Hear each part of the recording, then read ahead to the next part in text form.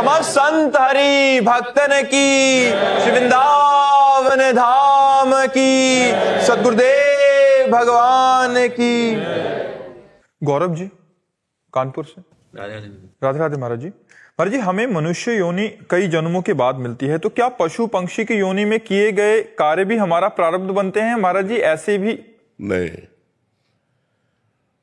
जब जब हम मनुष्य योनि प्राप्ति की, कोई पहली बार थोड़ी प्राप्ति किए हैं, तो पूरे जीवन में जो कर्म हुए हैं शुभ अशुभ, उन्हीं के परिणाम रूप पशु पक्षी की योनियां मिलती हैं।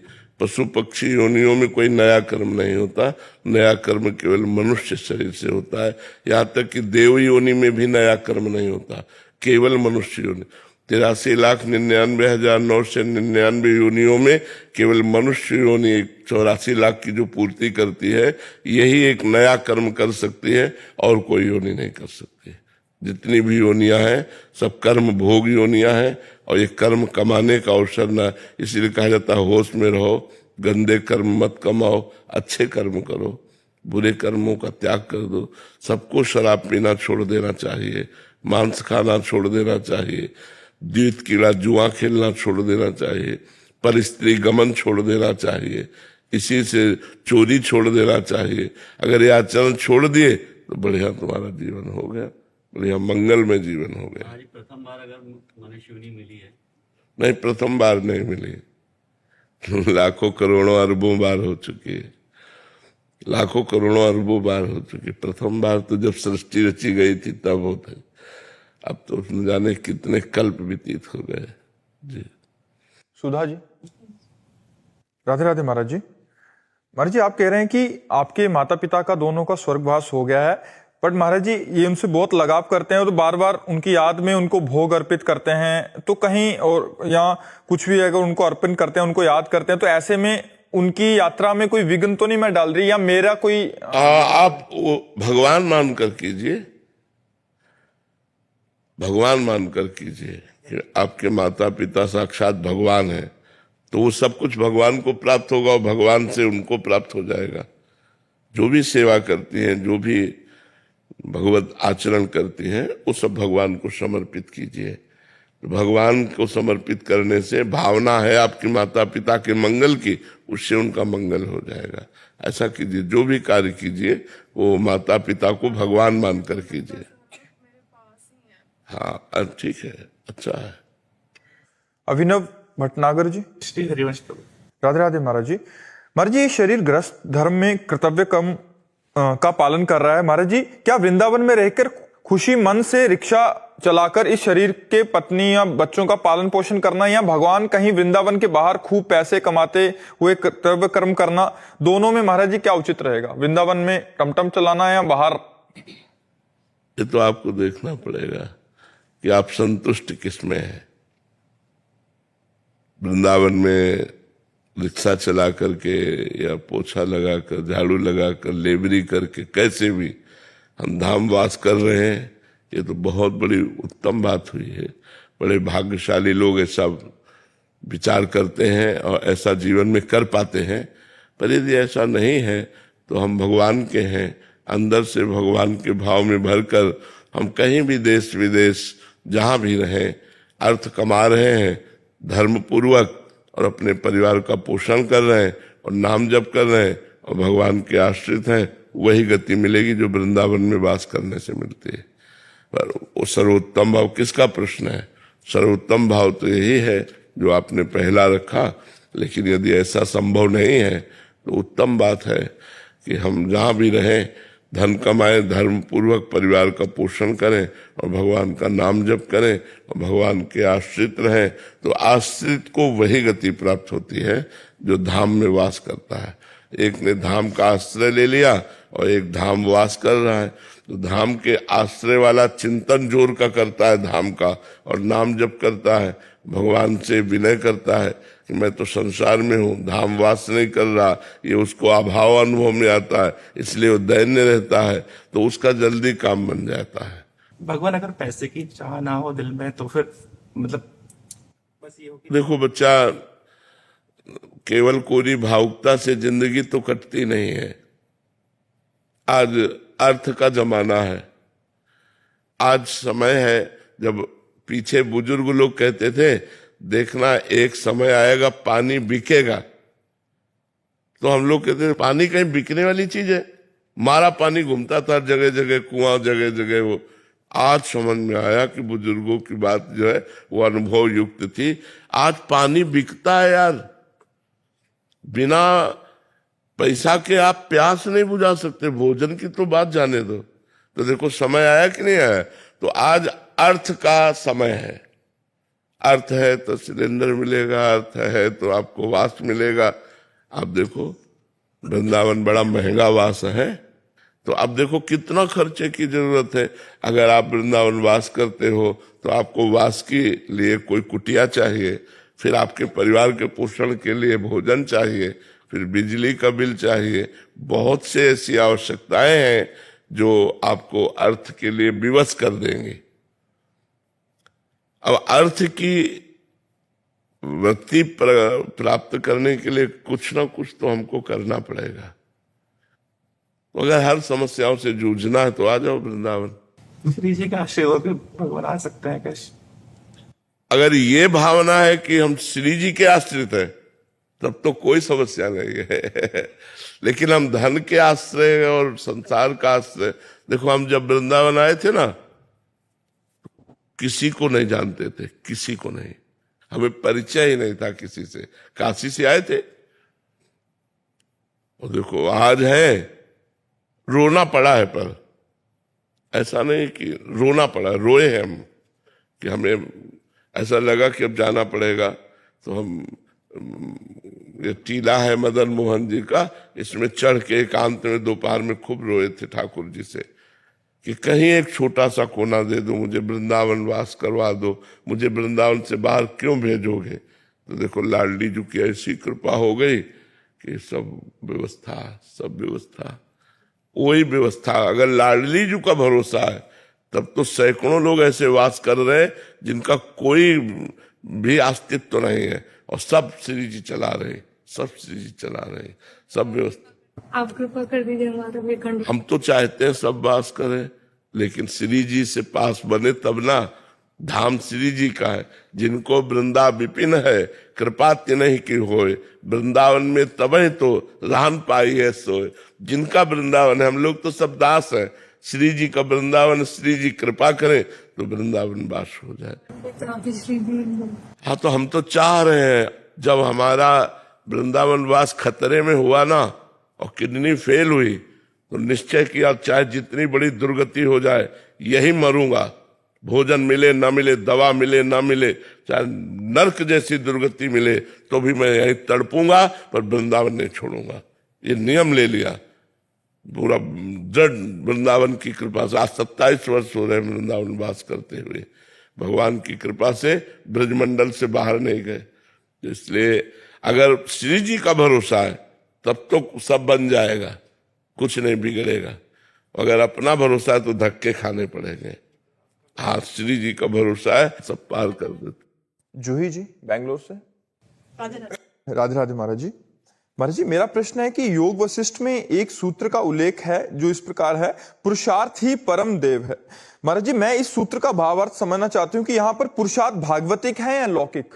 भागवतिक। लौकिक पुरुषार्थ में दम नहीं होती।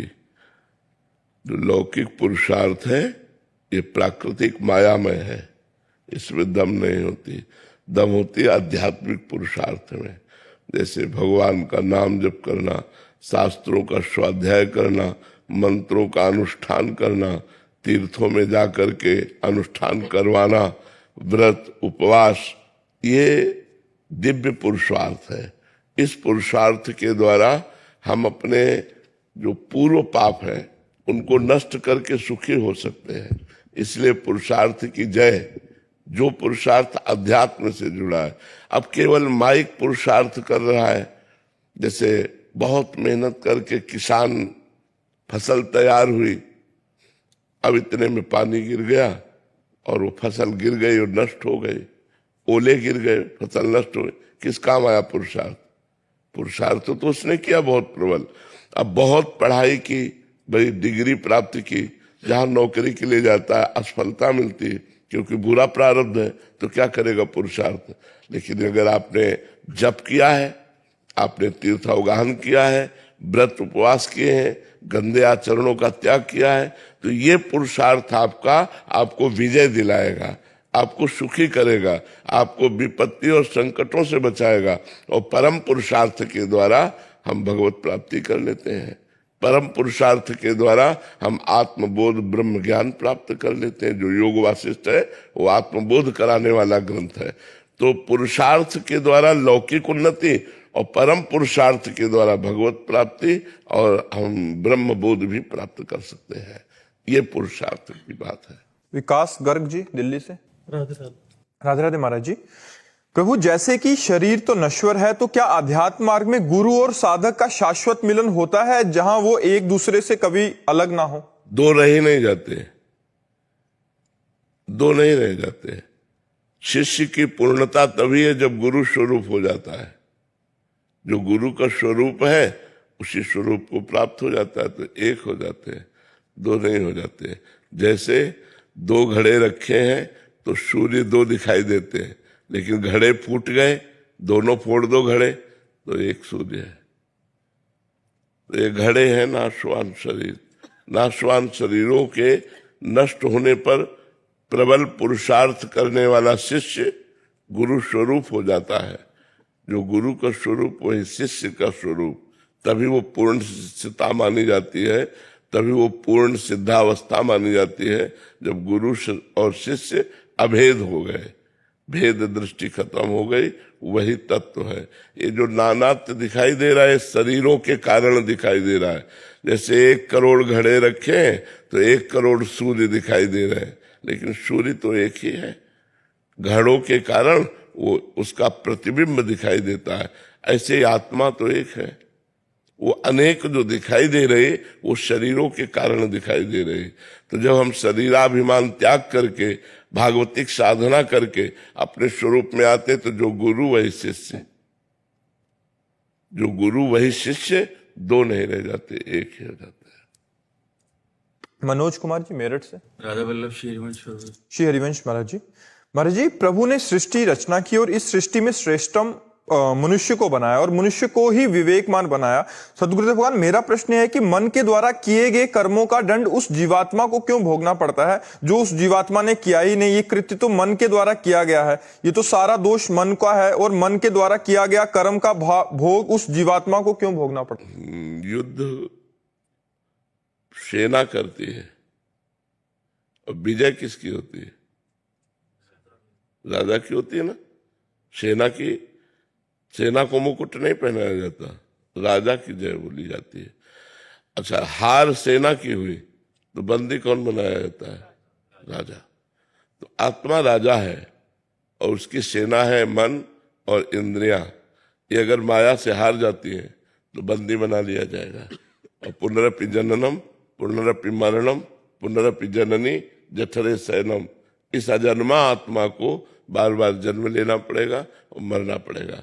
तो अगर इसने अपनी सेना को अधीन कर लिया और सेना ने माया पर विजय प्राप्त कर ली, बात सेना की है। इंद्रियां और मन यदि परमात्माकार हो गए तो आत्मा मुक्त हो गई। इंद्रियां और मन विषयाकार हो गए तो आत्मा बंधन को प्राप्त हो गई। समझ रहे हो ना। अक्रिय होने पर भी, अर्थात आत्मा में कोई क्रिया ना होने पर भी, अजन्मा होने पर भी, निर्विकार होने पर भी, वो तदात्म भाव इंद्रिय और मन में होने के कारण उस आत्मा को इंद्रिय और मन के किए हुए शुभ अशुभ कर्मों को भोगना होता है। अगर वो इन इंद्रिय और मन पर विजय प्राप्त कर ले, इंद्रियों को अपने अधीन कर ले, मन को अपने अधीन कर ले, तो वही आत्मा निर्विकार है ऐसा बोध हो जाएगा। निर्विकार थी, निर्विकार है, निर्विकार रहेगा। आत्मा कभी विकार को प्राप्त होती ही नहीं है। पर जैसे सेना हारने पर राजा की हार हो जाती है, सेना जीतने पर राजा की जीत हो जाती है, ऐसे इंद्रिय और मन के विषयाकार होने पर आत्मा का बंधन है, इंद्रिय और मन भगवदाकार होने पर आत्मा का मोक्ष है। माया पर विजय प्राप्त कर ले इंद्रिय और मन तो आत्मबोध प्राप्त हो गया। वो जीवन मुक्त मोक्ष कहा जाता है। जीवन मुक्त, बंधन और मोक्ष दोनों कहा जाता है ना। तो बंधन माया युक्त। बंधन से मुक्त मतलब माया मुक्त। समझ पा रहे आप? हाँ, इसलिए आत्मा को बंधन ना होने पर भी बंधन प्राप्त होता है। जड़ चेतना ही ग्रंथि पड़ गई, यद्यपि मृषा, मतलब झूठी बात है, पर छूटत कठिनाई, छूटत कठिनाई। यही छूटत कठिनाई, ये भ्रम नष्ट हो जाए, काम खत्म हो गया। भ्रम है हमें कि खाने में सुख है, देखने में सुख है, सूंघने में सुख है, और मैं सूंघ रहा हूं, मैं देख रहा हूं, मैं भोग रहा हूं, तो अहंकार विमूढ़ आत्मा करता हम इति मन्यते, बार बार जन्म मरण को प्राप्त होता है। यद्यपि निर्विकार है, अजन्मा है, फिर भी अजन्मा होते हुए अज्ञान के कारण, इंद्रिय मन विषयाकार होने के कारण उसको बंधन प्राप्त होता है। निर्विषय होने पर नहीं स्वात्मारामम विषय मृग तृष्णाम भ्रमयति, वो आत्माराम पुरुष जीवन मुक्त हो जाता है। देवल जी दुबई से। राधे राधे महाराज जी। महाराज जी, आप पूछ रहे हैं कि मेरा प्रश्न है कि व्यक्तवाद और अव्यक्तवाद के बारे में, आप जिस भक्ति मार्ग पर हैं वो स्पष्ट रूप से व्यक्तवाद दर्शाता है। महाराज जी अद्वैत और द्वैत में भेद जानना चाहते हैं, कह रहे हैं कि बट कभी कभी आपके प्रवचन में अव्यक्तवाद या अद्वैत शब्दावली का भी प्रयोग होता है, तो इस विरोधाभास को कैसे समझा जाना चाहिए? कहाँ विरोधाभास कहाँ है, हमको बताइए आप। विरोधाभास व्यक्त कीजिए। एक में लीन होने वाले हैं, मतलब जब मुक्ति होगी कभी भी शरीर, तो प्रेम में भी तो एक हो जाता है। ब्रह्म नहीं, माया नहीं, नहीं जीव नहीं काल, अपनी ही सुधि ना रही, एक रहे हो नंदलाल। दो कहा, न भक्ति में न प्रेम में। चरम अवस्था भक्ति की जब आती है तो एक ही तत्व रह जाता है, कृष्णाकार मन, कृष्णाकार बुद्धि, कृष्णाकार चित्त, कृष्णाकार आम। अभी समझा कहा है? तो अभी न तो भक्ति में के पूर्णता में हो, न तो ज्ञान की पूर्णता में हो। अच्छा, आप ज्ञान की पूर्णता से भी आ रहे हो, भक्ति की पूर्णता से भी आ रहे हैं, इसलिए हमारे प्रवचन में दोनों बातें आपको मिलेगी। क्योंकि काशी में 20 वर्ष 20-22 वर्ष काशी की उपासना और 27-28 वर्ष हो गए वृंदावन की उपासना, तो हम दोनों में ट्रेन रहे। तो आप जो भी प्रश्न करोगे उसका उत्तर मिल जाएगा, चाहे व्यक्त से प्रश्न करो, चाहे अव्यक्त से प्रश्न करो, चाहे ज्ञान से प्रश्न करो, चाहे भक्ति से प्रश्न करो। इसलिए दोनों हमारे प्रवचन में मिले होते हैं। बात समझ में आ रही? हम केवल प्रवचन नहीं करते, हम उस पर चले हैं, हम उसको खाया है, हम उसको देखा है, उसको अनुभव किया है, तब वो बात करते हैं। कुमार जी, भक्ति मार्ग वाले को कैसे देखना चाहिए और ज्ञान मार्ग वाले को आपका प्रवचन को कैसे, क्योंकि उत्तर तो दोनों सुनने वाले हैं। हाँ, दोनों सुनने वाले हैं। दोनों के लिए जितना प्रवचन हम करते हैं वो दोनों के लिए लाभदायक है, चाहे ज्ञान मार्ग का सुने चाहे भक्ति मार्ग का। अंतिम जो फाइनल होता है वो हम प्रवचन ही नहीं करते, अंतिम फाइनल स्वयं अनुभव का होता है। उस समय वो शिवोहम में आ जाएगा और वो दासोहम में लीन हो जाएगा। ये प्रवचन का विषय नहीं है, ये स्थिति है। लेकिन साधन काल दोनों का समान, जैसे दोनों ब्रह्मचर्य, दोनों जितेंद्री, दोनों मनोनिग्रही, दोनों भगवदाकार चिंतन करने वाले, भगवत चिंतन, वो प्रणव का चिंतन करे, तुम राम का चिंतन करो। वो ओम चिंतन करेगा, तुम कृष्ण का चिंतन करो। कृष्ण कृष्ण कृष्ण, दोनों का मार्ग एक ही है। लक्ष्य भेद हो जाता है। लक्ष्य में भेद ये हो जाता है कि वो भेद दृष्टि से भगवान की तन्मयता में मैं को भूल जाता है, और वो अभेद दृष्टि से सबको मैं में समेट कर मैं की स्मृति में तन्मय हो जाता है। मैं ब्रह्म हूं, अहम ब्रह्मास्मि, मैं ब्रह्म हूं। अंतःकरण की वृत्ति उसकी उदय हो जाती है, मैं ब्रह्म हूं, और वो अंतःकरण की मैं दासो हम। और फिर दोनों वृत्तियां लय हो जाती है। उसके केवल इष्ट रह गया, वो केवल आत्मस्वरूप में स्थित रह गया। मैं ब्रह्म हूं, ये भी बात गई, केवल स्वयं ब्रह्म, अनुभूति ब्रह्माकार वृत्ति। अब वो प्रवचन का विषय नहीं होती, वो स्थिति होती है। आपके उत्तर क्योंकि सामने वाले को देख के होते हैं, वो ज्ञान मार्ग का पथिक है, तो कुछ उत्तर ज्ञान परक होते हैं, कुछ भक्ति परक होते हैं। तो भक्ति परक जो उत्तर हो गया, तो ज्ञान मार्ग के उसको कैसे सुनना? हाँ, ज्ञान मार्ग में भगवान शंकराचार्य जी ने कहा है, आत्मानुसंधान के लिए भक्ति रेव करियसी। अगर भक्ति की जाए तो आत्मबोध बहुत जल्दी प्राप्त हो जाए, और आत्मबोध प्राप्त करने के लिए अगर वो भक्ति नहीं करता है तो आत्मबोध प्राप्ति में बहुत समय लगेगा। स्वयं सनक सनंदन सनातन सनत कुमार हर समय हरिश शरणम जपते रहते हैं। बिना भक्ति के आत्मबोध शुद्ध होना बड़ा कठिन है। ज्ञान के पंथ कृपाण के धारा परत खगेश लगे ले बारा। केवल ज्ञान की बातें कर लेना बात अलग है। जिस समय काम वेदना जागृत होती है ना, भूख जागृत होती है ना, प्यास जागृत होती है ना, इंद्रियों की मांग होती है ना, उस समय बावरा बना देती बड़े बड़े साधकों को, औरों की। तो वही कोई शुद्ध गुरु कृपा पात्र, भगवत कृपा पात्र ही इस माया पर विजय प्राप्त करके आत्मबोध या भगवत प्रेम को प्राप्त होता है। बीच के सब अभी डगमग डगमग है, बैलेंस बना के चल रहे हैं, भोग भी भोग रहे हैं और भक्ति भी कर रहे हैं, लेकिन ऐसे रंग नहीं आता। बैलेंस बनाने से रंग नहीं आता, एक रकील खींच दी आती है। जैसे लक्ष्मण रेखा खींच गए थे ना कि इसको लांघना मत, बस वो साधु की या भक्त की या वैष्णव की या साधक की जब लक्ष्मण रेखा खिंच जाएगी, ऐसे अब जीवन भर भोग नहीं भोगना, वो निकल जाता है। बहुत कठिन मार्ग है, कोई खिलवाड़ समझते हो जी। अनामिका यादव जी, राधे राधे महाराज जी। महाराज जी, आपके मुख से सुना है कि गुरु प्रसन्न साहेब अनुकूला। महाराज जी, मेरा प्रश्न है कि सदगुरुदेव भगवान की जो नए साधक हैं हम जैसे, उन्हें कैसे अनुभव होगा कि उनके गुरु उनको अनुभव होने की जरूरत नहीं है।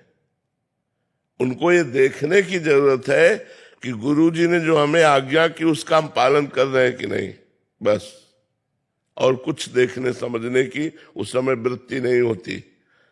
उस समय ये देखना है, कई बार ऐसा हुआ कि साधक से गलती हो रही है और उनके गुरुजी मुस्कुरा रहे हैं, वो समझ रहा है गुरुजी प्रसन्न हो रहे हैं और वो गलत कर रहा है।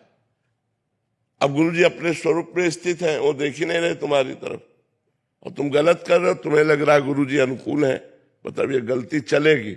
ऐसा नहीं, हमें देखना है कि गुरु आज्ञा पे हम चल रहे हैं कि नहीं, हमारा मंत्र चल रहा है कि नहीं, हमारा नाम जप चल रहा है कि नहीं, हमारा ब्रह्मचर्य ठीक है कि नहीं, हमारा खान पान ठीक है कि नहीं, हमारा संग ठीक है कि नहीं। अगर ये सब ठीक है तो गुरु प्रसन्न हो जाएंगे, गुरु संतुष्ट हो जाएंगे। जहां गुरु संतुष्ट हुए तो इष्ट ही गुरु है, गुरु ही इष्ट है, हमारा काम बन गया। आशीष जी, ऑस्ट्रेलिया से। श्री हरिवंश। श्री हरिवंश महाराज जी। महाराज जी, त्रिगुणातीत स्थिति होने की सरल एवं आसान तरीका।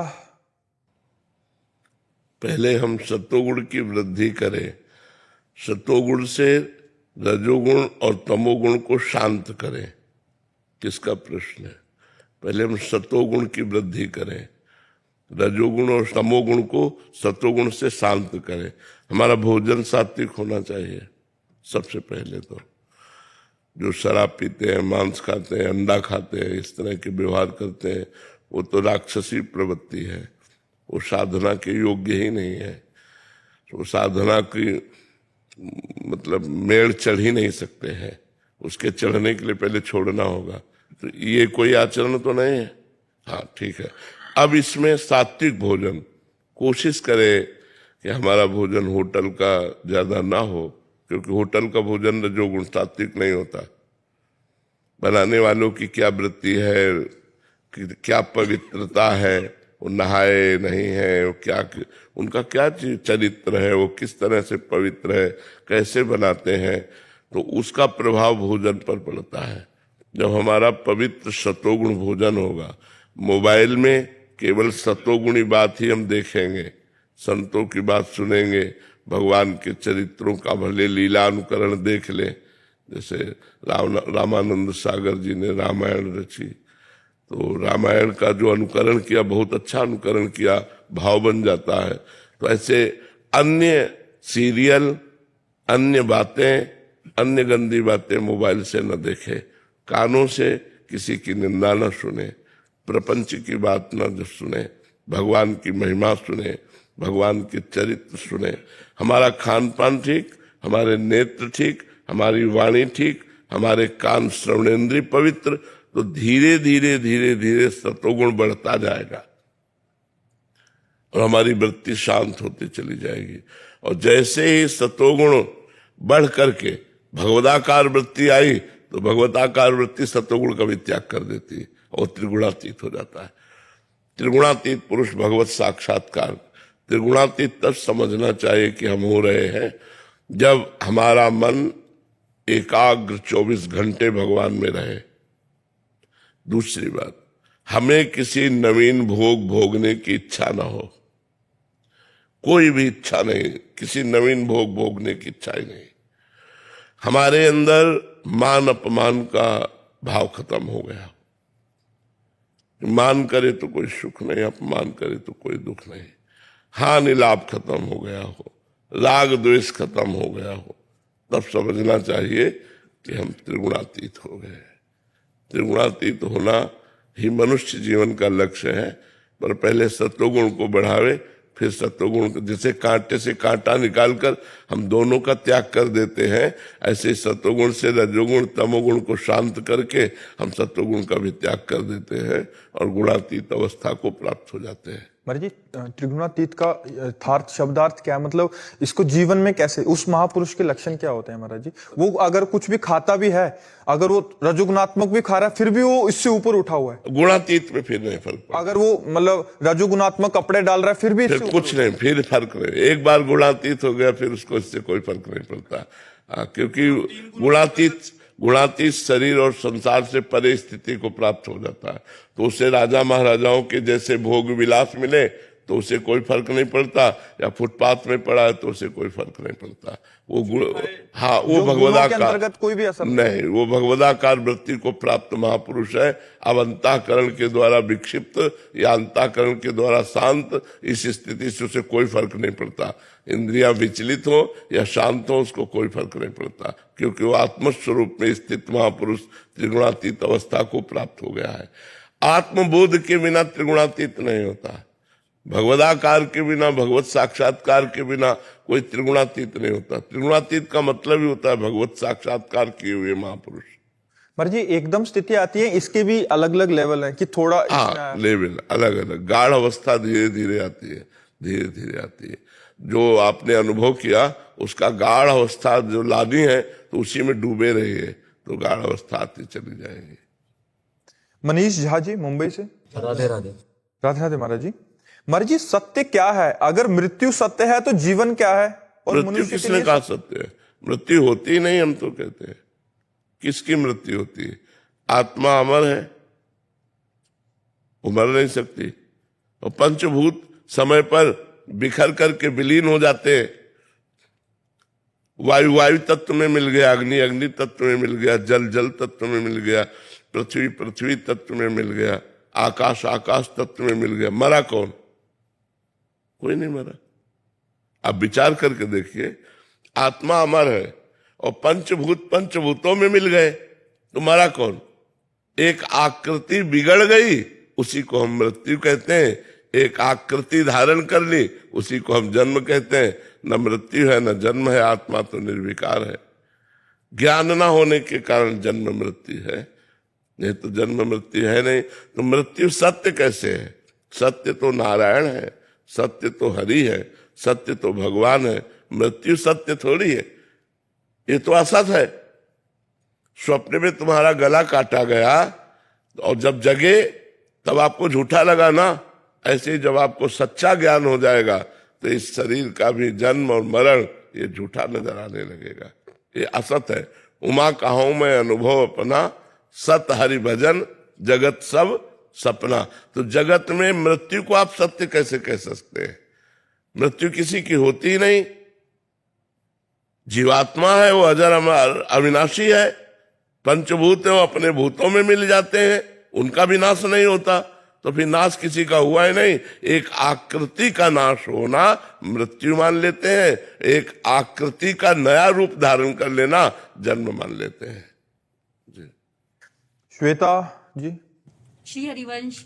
श्री हरिवंश महाराज जी, गुरुदेव 4-5 दिन पहले की एकांतिक वार्तालाप में आपने कहा था कि नाम जप करने से भगवत प्राप्ति तो पक्का हो जाएगी, पर सेवा या धाम नहीं मिलेगा। तो महाराज जी, वैकुंठ धाम में श्री हरि जी की सेवा प्राप्त करने के लिए फिर मुझे क्या करना पड़ेगा? भगवान वैकुंठनाथ के उपासना में जो महापुरुष डूबे हुए हैं, उनसे मंत्र लीजिए।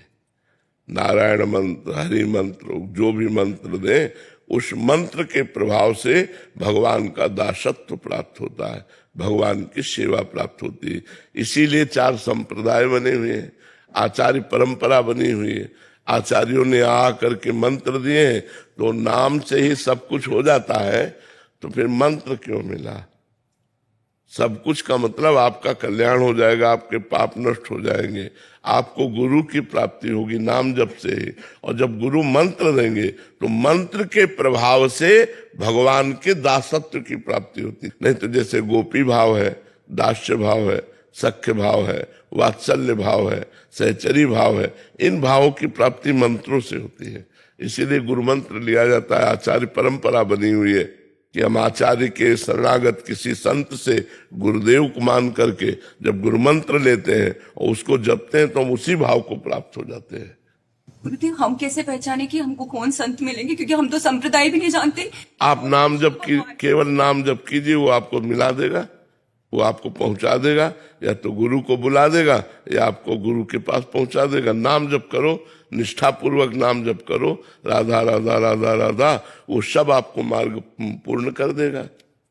प्रतीक भाटिया जी, दिल्ली। राधे राधे। श्री हरिवंश। श्री हरिवंश महाराज जी। महाराज जी, यदि हमारा वृंदावन का कोई भी संकल्प भी ना हो आने का और मिलने का भी कोई संकल्प ना हो, बट अचानक ऐसी परिस्थिति बन जाए कि हम वृंदावन आ जाएं और आपके दर्शन भी हो जाएं, संतों के दर्शन हो जाएं, तो इसका क्या अर्थ समझना? श्री जी की कृपा, श्री राधिका कृपा बिन सबके मनन अगम्य, प्रथम यथामति प्रणवो श्री वृंदावन अति रम्य। अगर वृंदावन आए हो, साधु समागम मिले तो कृपा, बहुत कृपा। जीवन में ये कृपा ही हमको उठाती है। हमारा लक्ष्य नहीं है, लेकिन हमको भगवान के मार्ग में चलने का अवसर मिल गया। ये कृपा, संत ने वचन कहे, हमारे दिमाग में वो वचन लग गए, हम नाम जप करने लगे, भगवत आराधना करने लगे। ये कृपा, भगवान की अहेतु की कृपा, उसी कृपा के द्वारा ये सब होता है। कनिका जी। श्री हरिवंश। श्री हरिवंश महाराज जी। महाराज जी, आपके चरणों में कोटि कोटि प्रणाम। गुरुदेव, ये तो हमें पूर्ण विश्वास है कि आप अपने सब शिष्यों को जानते हैं, लेकिन गुरुदेव हमें तो इसकी अनुभूति नहीं होती। उस अनुभूति को हम कैसे प्राप्त करें? मंत्र जप करो, जो आपको गुरु मंत्र मिला है उसे जप करो, तो आपको यही अनुभव होगा कि प्रतिपल गुरुदेव की सबसे ज्यादा कृपा हमारे ऊपर है। जब मंत्र जपोगे तो मंत्र में जब आनंद की अनुभूति होती है तो गुरुदेव दिमाग में छाए रहते हैं, क्योंकि गुरुदेव ने ही तो मंत्र दिया है। तो गुरुदेव की कृपा से मंत्र और मंत्र की कृपा से आनंद, तो इसलिए जय गुरुदेव भगवान की। वो हमारे दिमाग में छाए रहते हैं और बार बार हमारा मन उनके चरणों में लौटता रहता है कि आप कृपा न करते तो ये सुख हमें न मिलता। हे गुरुदेव भगवान, धन्य है जो आप कृपा करके मिले हमें। बार बार वो बलिहार होता है, बार बार शरणागत होता है, बार बार गुरु की जय मनाता है। जब गुरु मंत्र के द्वारा आनंद की अनुभूति होती है तो खूब गुरु मंत्र जपो, अच्छे आचरण करो, तो गुरु कृपा का अनुभव हो जाएगा। गुरुदेव, जितना हम गुरु मंत्र जपेंगे उतना गुरु हमें ज्यादा जानेंगे। हाँ, उतने ही गुरु से प्रियता होने लगेगी। प्रेम, प्रेम का स्वरूप होता है अपने प्रियतम के बिना, अपने प्यारे के बिना जी न पाना। तो यही गुरुदेव बैठे रहते हैं, गुरुदेव दूर ही थोड़ी रहते हैं, ये दिमाग में बैठे रहते हैं। आज्ञा चक्र में ऐसा लगता है कि हमारे गुरुदेव भगवान विराजमान है। हर समय नाम जप करो, मंत्र जप करो, गुरुदेव द्वारा दिया हुआ, तो गुरु के सानिध्य का अनुभव होने लगता है। दीपक जी, दिल्ली से। श्री हरिवंश। श्री हरिवंश महाराज जी। महाराज जी, भगवत गीता में जो विकर्म मतलब शास्त्रों के विरुद्ध कर्म जो होते हैं की व्याख्या की गई है ठाकुर जी द्वारा, महाराज जी उसे समझना चाहते थे कि विकर्म जो। इतनी बात समझ लो कि जो शास्त्र और संतों के प्रतिकूल है वो सब विकर्म है। शास्त्र और संतों के प्रतिकूल आचरण नहीं करना। जैसे गृहस्थ है, जैसे हमारी मेहनत की कमाई है वो धर्म युक्त कर्म से कमाया गया है, लेकिन घूस, बेईमानी, ये सब अधर्म हो जाता है। तो हमें शास्त्र सम्मत कार्य करने हैं, हमें धर्मयुक्त कार्य करना है, वो भगवान की प्राप्ति कराता है। जो विकर्म है, शास्त्र विरुद्ध आचरण है, वो हमें तो नरक की प्राप्ति कराएंगे। धर्म विरुद्ध, कानून विरुद्ध आचरण करने पर हमारी दुर्गति हो जाएगी। समझ पा रहे हैं आप? तो शास्त्रों का स्वाध्याय करो, संतों की वाणी सुनो, उससे तुम्हें पता चलेगा क्या करना चाहिए, क्या नहीं करना चाहिए। तस्मात् शास्त्रम प्रमाणम ते कार्य अकार्य व्यवस्थित हो, कार्य और अकार्य की व्यवस्था शास्त्र प्रमाणित होनी चाहिए। तो शास्त्रों का स्वाध्याय करो, संतों का संग करो, तो तुम्हें खुद ज्ञान हो जाएगा क्या करना चाहिए क्या नहीं करना चाहिए। और हम सबसे बढ़िया बात बताते हैं कि भगवान आपके हृदय में बैठे हैं। जब आप कुछ भी गलत करना चाहते हो तो आपको संकेत कर देते हैं ये गलत है, मान जाओ वही बात। पर वो बात हम नहीं मानते, तब चलो संतों की बात मानो, शास्त्र की बात मानो। नहीं तो भगवान सबके हृदय में बैठे हैं। जहां हम गलत करना चाहेंगे वहां हमारे अंदर प्रेरणा आती है, ये गलत कार्य है, मुझे नहीं करना चाहिए, फंस जाओगे। पर हम वो बात नहीं मानते और मनमानी आचरण कर बैठते हैं। सीप वर्मा जी पंजाब पटियाला से। राधे राधे महाराज जी। महाराज जी आपके चरणों में कोटि कोटि प्रणाम। महाराज जी श्री कृष्ण के चरणों में समर्पण करने का वास्तविक अर्थ क्या है? तन मन प्राण इंद्रियां ये सब कृष्णाकार हो जाए। हमारे जो अहंकार वृत्ति शरीर पर है, संपत्ति पर है, नाना प्रकार की भोग विलासिता पर है, वो वृत्ति भगवान के चरणों में समर्पित हो जाए और ऐसी गाढ़ वृत्ति कृष्णाकार हो कि कृष्ण के सिवा और कुछ स्मृति न रहे। जैसे महापूज्या ब्रज की गोपी बेचने जा रही है दही, विक्रेतु कामाखिल गोप कन्या, मुरारी पादार्पित चित्त वृत्ति, दध्याधिकम मोह वसाद ओचद, गोविंद दामोदर माधवेति। वो बेचने जा रहे दही और बोलना चाहती कोई दही ले ले दही, पर मुख से निकलता है कोई गोविंद ले ले, कोई दामोदर ले ले, कोई माधव ले ले।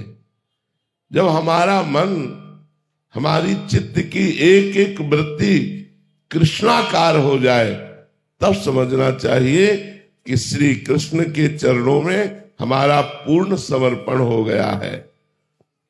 किंचन मात्र मृत्यु तक का भय न रह जाए। विपत्ति, रोग, शोक इनकी कोई परवाह न रह जाए।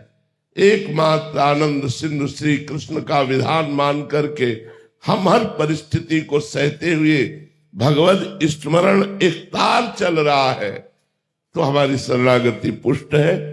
तो हम शरणागत हैं भगवान के। जब तक तन मन प्राण ये भगवान को समर्पित नहीं होते तब तक शरणागति पुष्ट नहीं होती। इसलिए तन समर्पित संपूर्ण क्रियाएं जो शरीर से होती हैं वो भगवान के लिए हो, कोई पापाचरण ना हो। तो हमारा शरीर समर्पित, मन संकल्प विकल्प करता है, कोई भी संकल्प विकल्प भगवान श्री कृष्ण से विमुख ना हो तो मन हमारा समर्पित। वाणी तन्वांग मनोभिरमलैः सोहम तयोवाश्रितः। वाणी केवल भगवन नाम जप, भगवन नाम कीर्तन, भगवत चर्चा, पर मंगल की भावना से जो हम व्यवहार की भी वार्ता करें वो धर्म युक्त करे तो हमारी वाणी समर्पित हो गई। जब तन समर्पित, मन समर्पित, वाणी समर्पित, प्राण समर्पित। प्राण समर्पित प्राणों की क्रिया है श्वास प्रश्वास, प्राणों का आहार है अन्न जल। जब अन्न जल की स्मृति ना रहे और श्वास प्रश्वास भगवान नाम निरंतर चलने लगे तब समझना चाहिए प्राण समर्पित। तो तन मन वाणी प्राण समर्पित होने पर वो भक्त भगवान का स्वरूप हो जाता है। सातरति सातरति सा लोकांतारयति, वो स्वयं तर जाता है, स्वयं तर जाता है और लोगों को तार देता है। ऐसी है भगवान की शरणागति। याग्निक कुमार जी छत्तीसगढ़ से। राधे राधे महाराज जी। महाराज जी हाँ, मेरा एक प्रश्न है कि जब दो पक्षों में वाद विवाद की परिस्थिति आती है तो दोनों को ये लगता है कि दोनों ही सही हैं। मुझे लगता है कि मैं सही हूं, सामने वाले पक्ष को लगता है कि वो सही है। तो ऐसी परिस्थिति में क्या करना चाहिए, क्योंकि जाने अनजाने में कोई पाप ना बन जाए, ये डर बना रहता है। किसी धर्मात्मा पुरुष को निर्णायक बना लेना चाहिए। जब दो पक्षों की वार्ता में निर्णय न निकल रहा हो तो किसी धर्मात्मा पुरुष को जो सम्यक ज्ञान रखता है उसको निर्णायक मान लेना चाहिए और उसके निर्णय को दोनों स्वीकार कर लेना चाहिए। अगर स्वयं के निर्णय से विवाद शांत ना हो तो अपने से श्रेष्ठ जो धर्म को जानने वाला है, जो हमारे झगड़े के विषय को जानने वाला है, विवाद के विषय को जानने वाला है, उसको निर्णायक बना लेना चाहिए और उसकी बात मान लेनी चाहिए, तो हमारा झगड़ा खत्म हो जाएगा।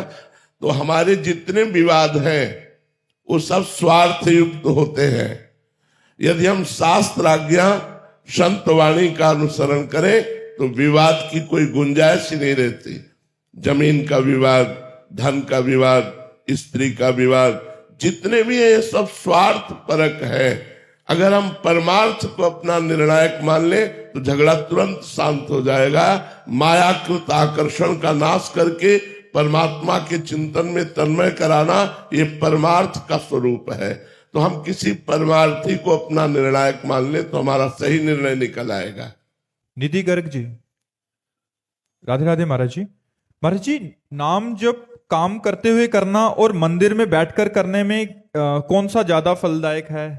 मंदिर में बैठकर के नाम जप करने से विशेष लाभ होता है। गौशाला जहां गौवें बंधती हैं वहां बैठकर जप करना, भगवान के मंदिर में जप करना, यमुना या गंगा के 8 हाथ की दूरी पर जप करना। 8 हाथ दूरी धारा बह रही है, उसी के नजदीक आप जप कर रहे हो, कई गुना फल मिलता है। लेकिन विश्व ब्रह्मांड के समस्त तीर्थों में जप करने से जो कई गुना फल मिलता है, वृंदावन में लाख गुना उसका फल मिलता है, क्योंकि धाम है।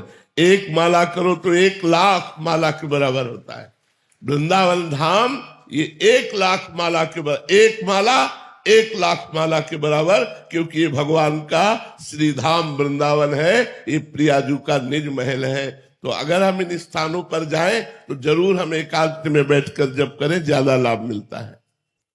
रूप रसाला सहचरी, राधे राधे महाराज जी। महाराज जी, आपके चरणों में कोटि कोटि प्रणाम। महाराज जी, पीछे सत्संग में सुना था कि वैराग्य के बिना प्रभु का अनुराग प्राप्त नहीं होता।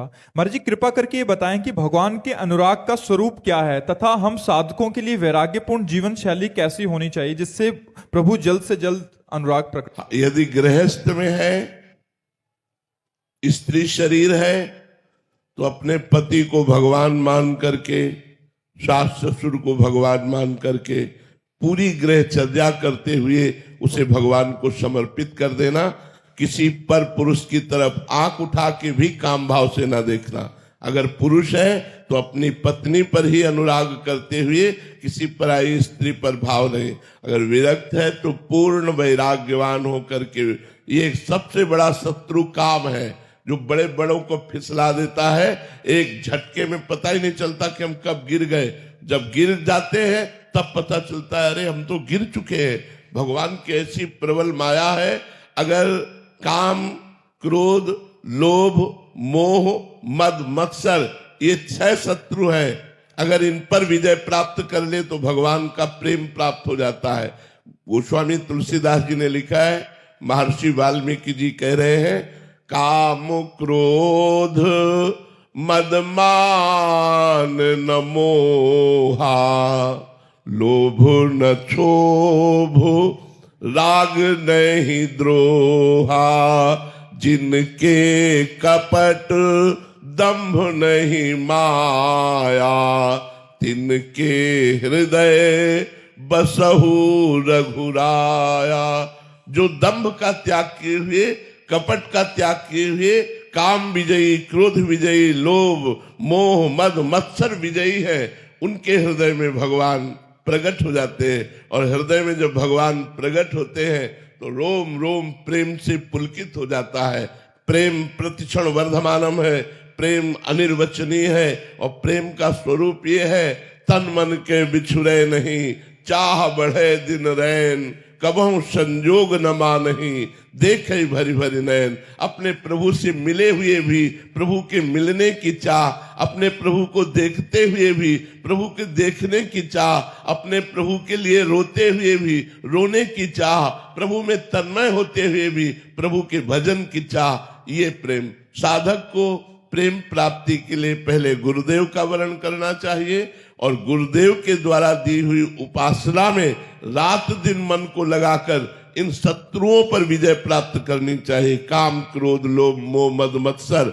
और ये गुरु प्रताप से यदि इन पर विजय प्राप्त हो गई तो जीवन मुक्त महापुरुष भगवान के अनुराग को प्रेम को प्राप्त हो जाता है।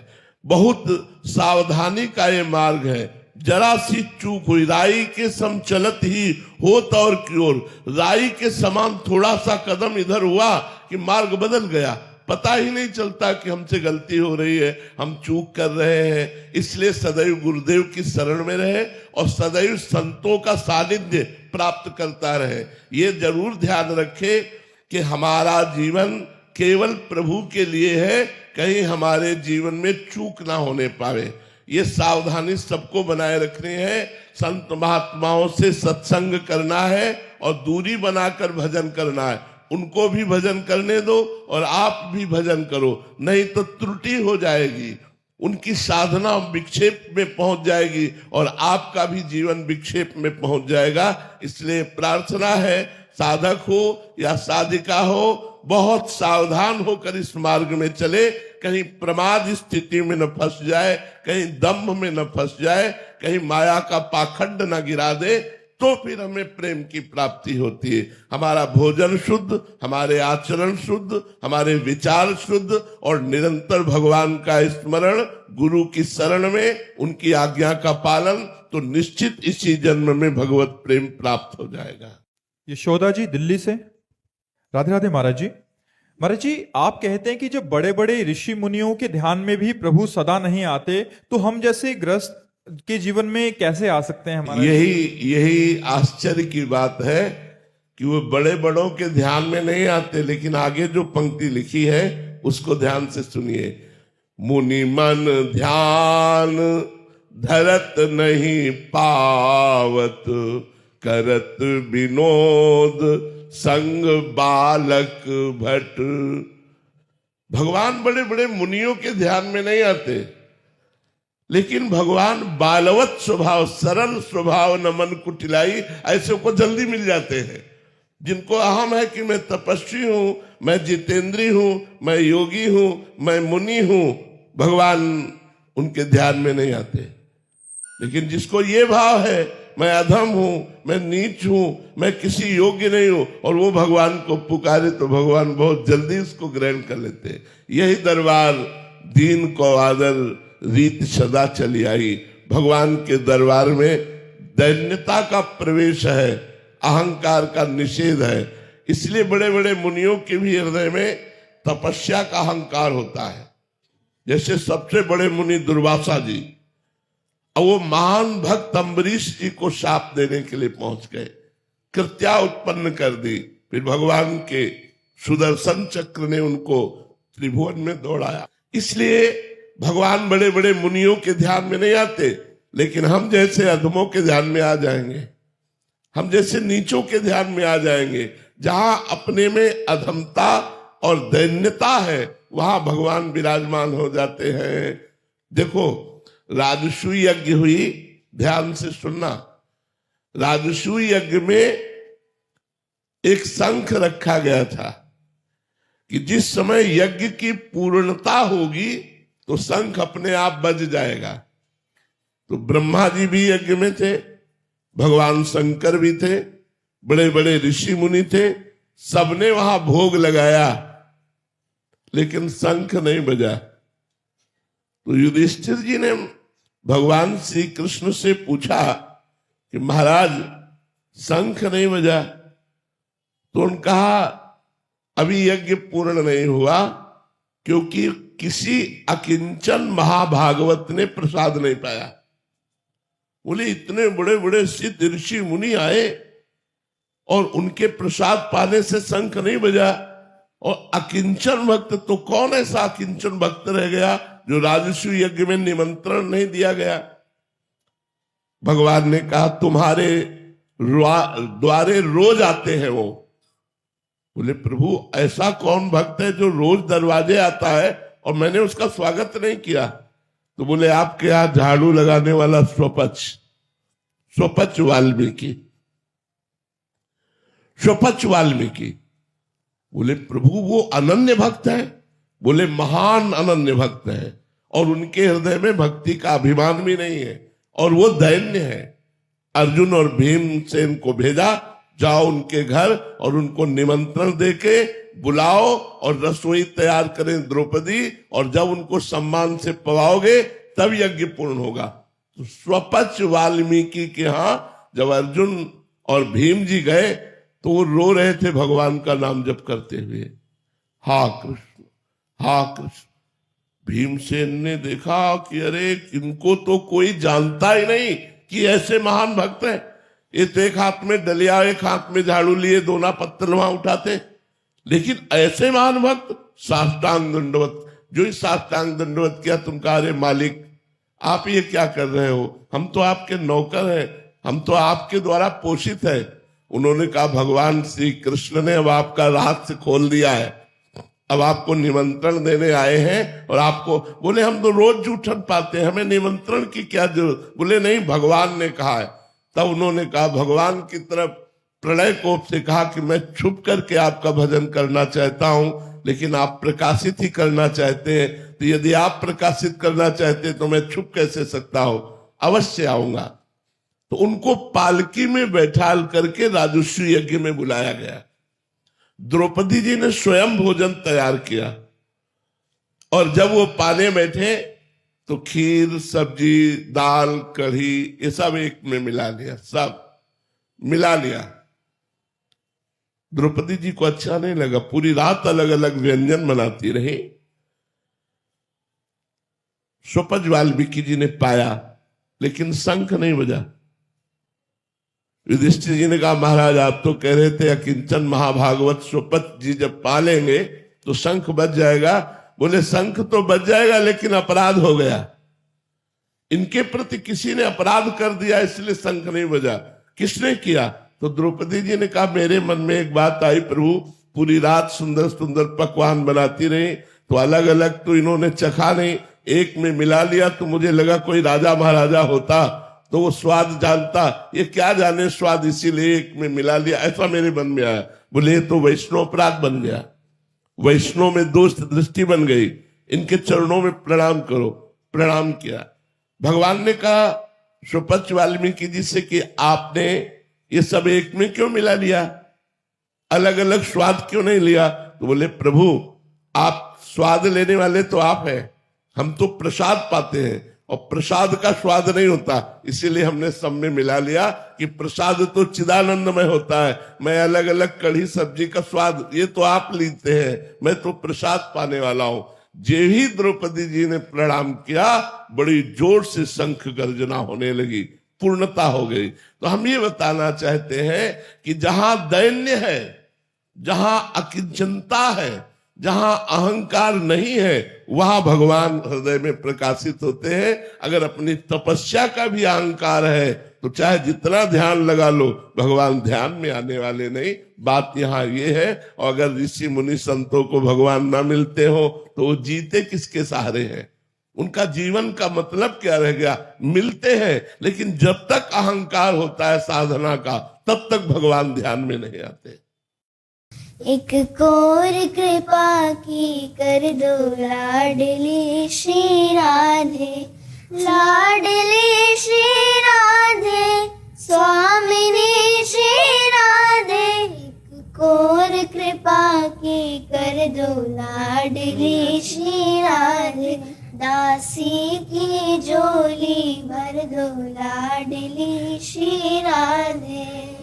मैं तो राधा श्री राधा सदाई रटूं, मैं तो राधा श्री राधा सदाई रटूं, मैं तो राधा श्री राधा सदाई रटूं, मैं तो राधा श्री राधा सदाई रटूं। कभी द्वारे से लाडली के ना हटूं, कभी द्वारे